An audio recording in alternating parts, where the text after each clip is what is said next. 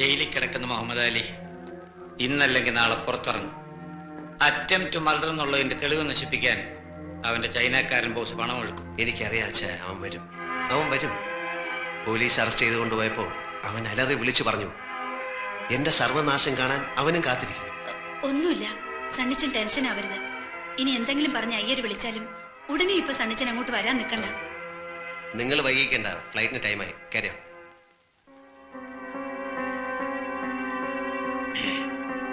ഇനി ആരോടും യാത്ര പറയാൻ നിൽക്കുന്നില്ല. വരട്ടെ.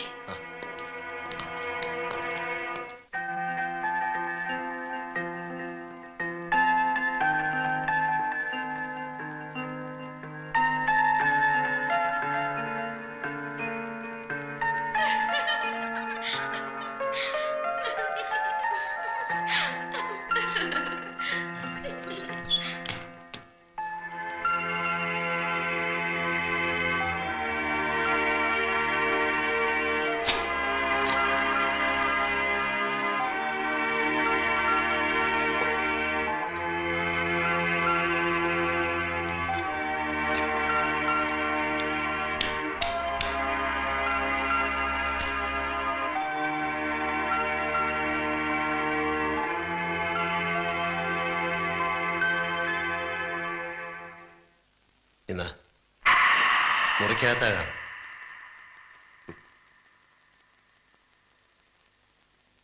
ഒരു കുടുംബ ജീവിതം തുടങ്ങാൻ പോവുകയാണ്. ഭാര്യാഭർത്താക്കന്മാരുടെ മാനസിക ഐക്യമാണ് ദാമ്പത്യത്തിന്റെ വിജയം. കുടിയും വലിയൊക്കെ ഉപേക്ഷിച്ച് നല്ല പിള്ള ചമഞ്ഞാൽ പാലോ മറ്റത്തെ സണ്ണിച്ചന്റെ ഭാര്യയായി എന്നിവിടെ കഴിയാം എന്ന് കരുതുന്നുണ്ടാവും അല്ലേ? 6 മാസത്തെ കരാറിൽ വാടകയ്ക്കെടുത്തൊരു പെണ്ണാണ് നീ എന്ന കാര്യം ഇടയ്ക്ക് ഓർമ്മിക്കുന്നത് നല്ലത്. മറന്നിട്ടില്ല. എനിക്കിപ്പോ നിങ്ങളോട് തോന്നുന്ന വികാരം എന്താണെന്നറിയാമോ? ഒരു തേർഡ് റേറ്റ് കൂട്ടിക്കൊടുപ്പുകാരനോട് തോന്നുന്ന അറപ്പ്. സ്വന്തം അമ്മയും പെങ്ങന്മാരെയും വഞ്ചിച്ചിട്ട് നിങ്ങൾ ഈ കളിക്കുന്ന നാടകത്തിൽ ആരാണ് ജയിക്കുന്നത്? നിങ്ങളോ? ഞാനും നിങ്ങളും തമ്മിൽ 10 ലക്ഷം രൂപയുടെ കമ്മിറ്റ്മെന്റ് മാത്രമേ ഉള്ളൂ. ആ 10 ലക്ഷം രൂപ ഇന്ന് എന്റെ കയ്യിലുണ്ടായിരുന്നെങ്കിൽ അത് നിങ്ങളുടെ മുഖത്തെറിഞ്ഞിട്ട് ഞാൻ ഈ രാത്രി ഇറങ്ങി പോകുമായിരുന്നു. പാലോമറ്റത്ത് സണ്ണിച്ച ഇതൊന്നുമല്ല ഹീറോയിസം.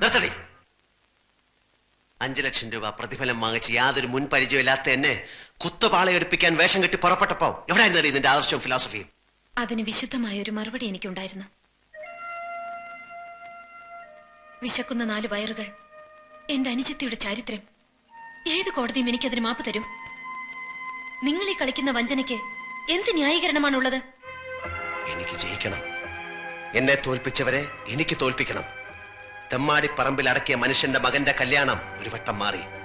എല്ലാ ഒരുക്കങ്ങളും പൂർത്തിയാക്കിയിട്ടും മകളുടെ കല്യാണവും നടന്നില്ല. 3ാമതും പള്ളിപ്പറമ്പിൽ ഒരുക്കിയ എന്റെ ഈ കല്യാണം കൂടി നടന്നില്ലായിരുന്നെങ്കിൽ എന്റെ അപ്പച്ചന്റെ കുഴിമാടത്തിനടുത്ത് എനിക്കൊരു കുഴി കൂടി വെട്ടേണ്ടി വരുമായിരുന്നു. എന്റെ അമ്മച്ചിയുടെ ഒരു വട്ടമെങ്കിലും ഞാനത് ജയിച്ചോട്ടെ. ആദർശത്തിന്റെ ത്രില്ലിൽ ഇവിടെ നീ എന്നെ ഒറ്റിക്കൊടുക്കാൻ ശ്രമിച്ചാൽ കൊന്ന് കുഴിച്ചു മൂടും നിന്നെ ഞാൻ. ഇല്ല, ഒറ്റിക്കൊടുക്കില്ല. മരിക്കാനുള്ള ഭയം കൊണ്ടല്ല, നിങ്ങളുടെ വിജയങ്ങൾ കാണാൻ.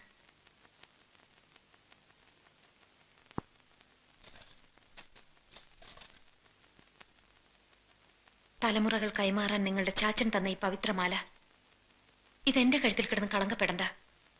മോളിക്കുട്ടി സിസ്റ്റർ ചോദിച്ചാൽ പെട്ടിയിൽ വെച്ചിട്ടുണ്ടെന്ന് പറഞ്ഞേക്കാം.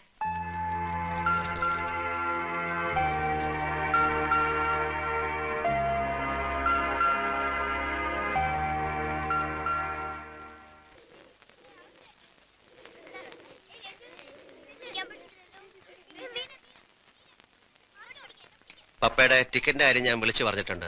നാളെ കഴിഞ്ഞ് ശരിയാവും. ഞാൻ കാലത്തെ തന്നെ അങ്ങ് പോവുക. അർത്തിങ്കൽ പള്ളിയിൽ ഒരു നേർച്ചയുണ്ട്. നേർച്ച? അർത്തിങ്കൽ പള്ളിയില? അതപ്പോ നേർന്നു? അത് പണ്ട് മോക്ക് മഞ്ഞപ്പിത്തം വന്നപ്പോ നേർന്നതാ. നേർച്ചയും കഴിഞ്ഞ് എറണാകുളത്തും ടിക്കറ്റും എടുത്ത് ഞാൻ അങ്ങ് പോയേക്കാം. സാറേ. സാറല്ലടോ, മോൻ. നേരെ വൈകുന്നു. തനിക്ക് അർത്തിങ്കൽ പള്ളിയില് നേർച്ചയ്ക്ക് പോണ്ടേ? തനിക്ക് ബുദ്ധിയില്ല എന്ന് കരുതിയത്. ആ കുട്ടി താഴ്ത്തുണ്ടാവും. യാത്ര പറച്ചില് മെലോ ഡ്രാമയാക്കി കുളമാക്കരുത്. അല്ലെങ്കിൽ തന്നെ തന്റെ അഭിനയം ഇന്നലെ മുതൽ കുറച്ച് ബോറാകുന്നുണ്ട്. എന്താണ് സാർ ഇതിന്റെയൊക്കെ അവസാനം? 6 മാസം ഇവിടെ പുറത്തിട്ട് സണ്ണിയും ഭാര്യയും കൂടെ സിംഗപ്പൂർ പോകുന്നു. അവിടെ വെച്ചൊരു കാർ ആക്സിഡന്റ്. അതിൽ സണ്ണിയുടെ ഭാര്യ മരിക്കുന്നു.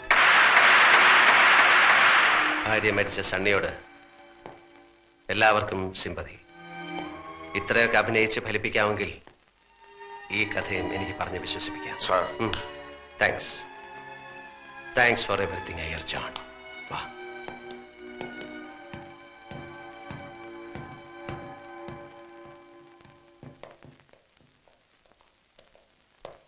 അവിടെ എത്തി നേരം കിട്ടിയ വീട്ടിലറ്റം പോയി എനിക്കിവിടെ സുഖാണെന്ന് പറഞ്ഞേക്കോ. എന്തെങ്കിലും വിശേഷമുണ്ടെങ്കിൽ ഞാൻ അവിടെ ചെന്ന് വിളിക്കാം. വേഷം കെട്ടിലായിരുന്നെങ്കിലും 2 ദിവസം കഴിച്ചപ്പോ ഒരു മകളെ പിരിഞ്ഞ് പോവാന്ന് തോന്നിപ്പോവുക. മെലോഡ്രാമ ഒന്നും വേണ്ടെന്ന് പറഞ്ഞില്ലേ? പോവാം.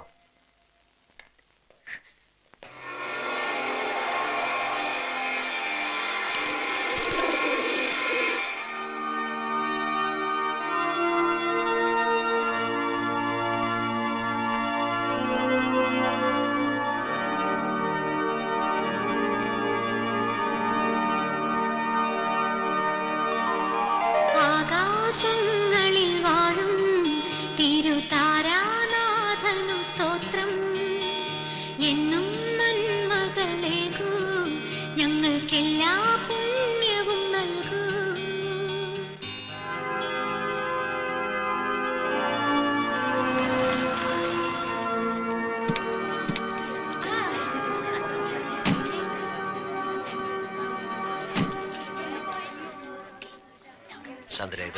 വേണ്ട, പരിചയപ്പെടുത്തണ്ട, ഞങ്ങൾ പരിചയപ്പെട്ടോളാം.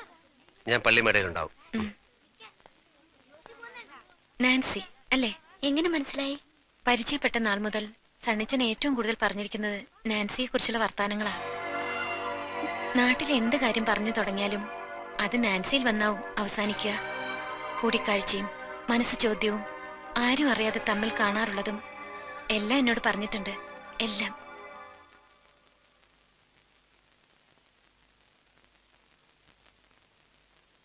മിസ്സിസ് ആന്ധ്ര വാളൂക്കാരന്റെ മനസ്സിനെ ഒത്തിരി ഒത്തിരി വേദനിപ്പിക്കുന്ന ഒരു വാർത്ത അയ്യരിപ്പ എന്നെ ഫോണിൽ വിളിച്ച് പറഞ്ഞിരുന്നു. നിന്നെ കൊല്ലാൻ ശ്രമിച്ച കുറ്റത്തിന് 6 മാസത്തെ തടവിന് ശിക്ഷിക്കപ്പെട്ട മുഹമ്മദ് അലി ജയിലിൽ നല്ല പിള്ള ചമഞ്ഞുകൊണ്ട് അവന്റെ ശിക്ഷ 4 മാസമാക്കി കുറച്ചു. അറിയാവുന്ന ദൈവങ്ങളെയൊക്കെ വിളിച്ച് പ്രാർത്ഥിച്ചോ? അയാൾ പുറത്തു വന്ന് എന്നെ കൊല്ലുമെങ്കിൽ കൂടി നിങ്ങൾ തരുന്ന ഈ ശിക്ഷയേക്കാൾ എത്രയോ നിസ്സാരമാണത്. ആണായി പറഞ്ഞ ആർക്കെങ്കിലും നിന്നെ കൊല്ലാൻ പറ്റൂ?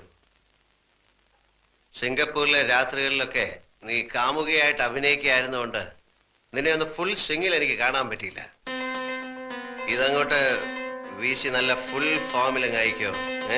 സ്ഥലകാല ബോധം മറന്ന് കാലത്ത് കാശിന് ബാർഗെയിൻ ചെയ്യരുത്. കള്ളി വിളിച്ചതാവും. എന്നാ വേണ്ട, കുടിക്കടി. വേണ്ടെന്ന്. മേടിക്കാം.